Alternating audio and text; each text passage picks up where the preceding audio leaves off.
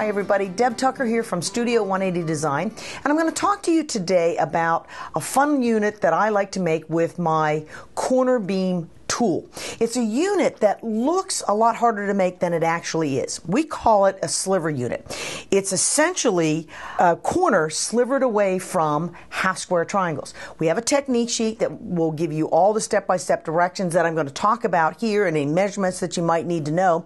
But the video is going to help you, once you get this in your hand, learn how to use your corner beam tool to be able to make your own sliver units. Your sliver unit looks like this, but it actually starts as our traditional half square triangles. So what you should do, like most instances with any of the units that you're using for my projects, is to determine the size that you want to make. Refer to the chart that's on the technique sheet. You'll need to cut 2 squares. You'll take your squares. These are going to make oversized half square triangles. You'll take your squares, layer them right sides together as you would normally. You'll mark a couple of stitching lines that are 1/4 of an inch away from the center. When I mark those lines, I use my magic wand tool, lay it, position the line of the ruler on the corners, mark those 2 stitching lines, actually stitch on the 2 lines that I've marked, and when I'm cut them apart, I'm going to end up with 2 half square triangles. Now, normally you would automatically press the seams on these units toward the dark, but you probably shouldn't make that decision until you know what type of sliver block you actually want to make. And this is what I mean by figuring out what it is you want to make. From those half square triangles, you actually have 4 different options for your sliver blocks. You can see those here. 2 of these are what we call sliver left, where the diagonal seam goes toward the upper left. These 2 are considered sliver right. If you would like to make this type of unit, what you would be doing is slivering off the dark half of the half square triangle, the piece square underneath. If you wanted this look, you'd be slivering off the light triangle. If you wanted sliver right, you also have the option to sliver off the dark corner, or sliver right and sliver off the light corner. So you see you have 4 different options here. What we're going to talk about is just one of these today so that you can see how we actually make just one of the units. The unit we're going to talk about is this one. So now that I've decided that's the type of unit that I want to make, I'll go back to those half square triangles and actually then press those. That one happens to be pressed toward the dark, but if I were going to make one of the other ones where I was trimming off the dark, I'd actually be pressing toward the light. So I have my half square triangles, and I've decided I'm going to just sliver off the right hand corner. What I'm going to do is set it up so the diagonal is in the upper left.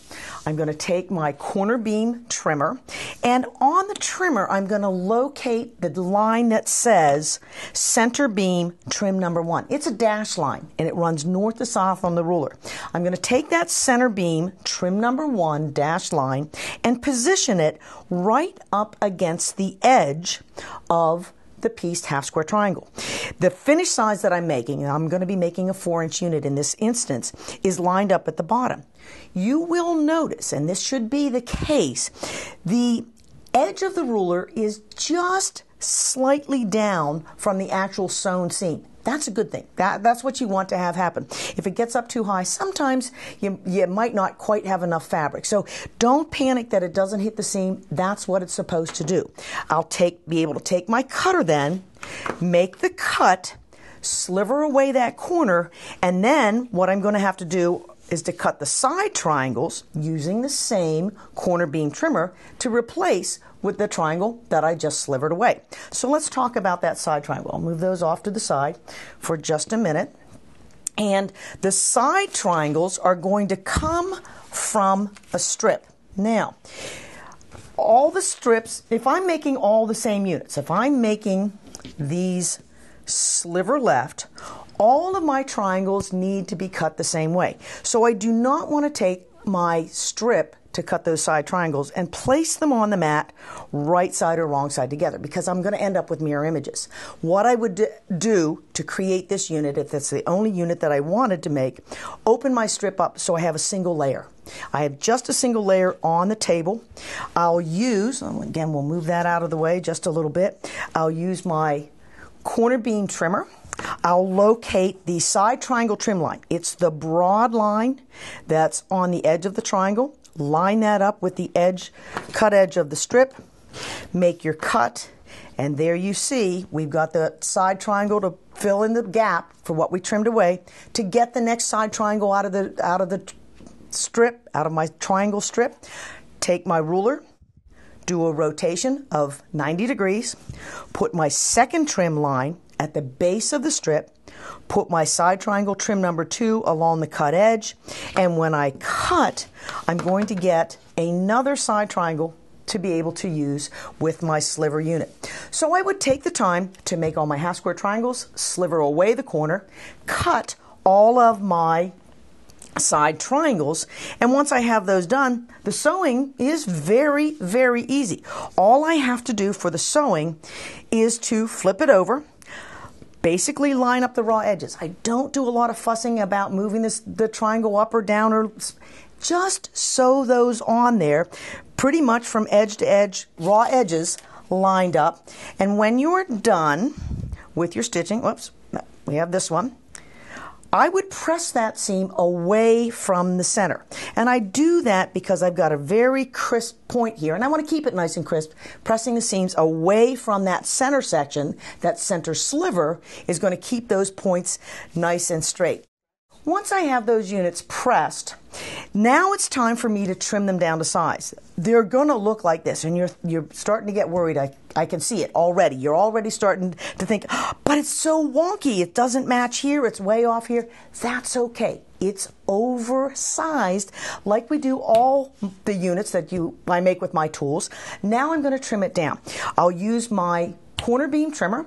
The alignment that I'm going to look at on the ruler, I'm right-handed, so I'm going to put the pointy end in the upper right. If I happen to be doing this and I were left-handed, I'd rotate that and put that sharp angle in the upper left. But as a right-hander, I'll put it in the upper right. I'm going to line up a couple things on my corner beam trimmer.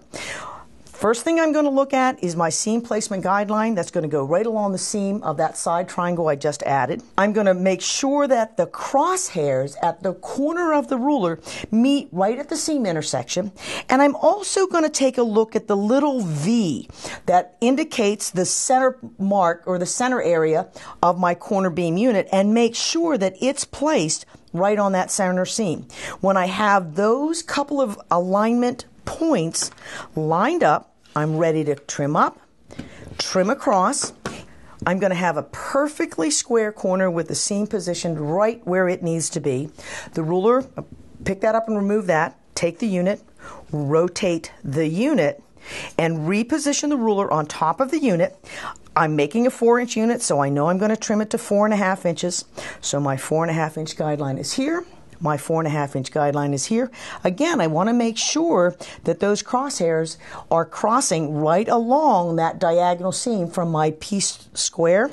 And when I'm done, not a lot of waste is being trimmed away, but when I'm done, every single unit is perfectly sized and ready for you to build and use in your quilt construction. I've got a couple blocks here I'd like to show you that I've made with the sliver unit. This block was made from the same units that you saw me piece here today. They are left-hand sliver units. They were slivered off. We slivered off the light side of the square, put 4 of them together. Wow, what a fun little block that is. Here are some other examples that I was playing with when I was making the unit. This again is a left-hand sliver unit. In this case, I slivered off the darker half of the yellow and like purple half square triangle. This is another one.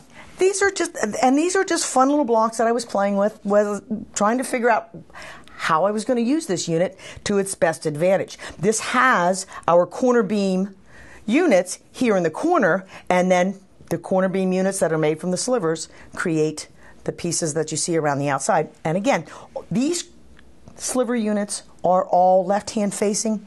This block is fun because I made my sliver units and they're not all the same. Looking at this block, we've got mirror images of our sliver unit. So we have a sliver left and a sliver right. Both of them had the light half of the half square triangle slivered off. And wow, doesn't that make an interesting frame around the outside edges? We have our sliver lefts creating our block that's in the middle, and in the corner, there are our corner beam units full out, ready to go. What a fun little block. It was fun to make that one. The quilt that you see behind me is completely constructed with the sliver unit. All of the star points were made with sliver left-hand units. The dark corner of your half square triangles was slivered off from the teal, and the dark corner was slivered off on the purple side. But what a great quilt, and all from one unit that looks very hard but really isn't. So think about adding sliver to your bag of tricks. Pick up our technique sheet, pick up our corner beam trimmer at your local quilt shop, and if you can't find it there, please come visit our website, pick it up from us at the web store. While you're there, think about checking out some of our other videos on some of our other tools and other technique sheets, and sign up for our newsletter so that you'll be the first to know about new developments that come from Studio 180 Design.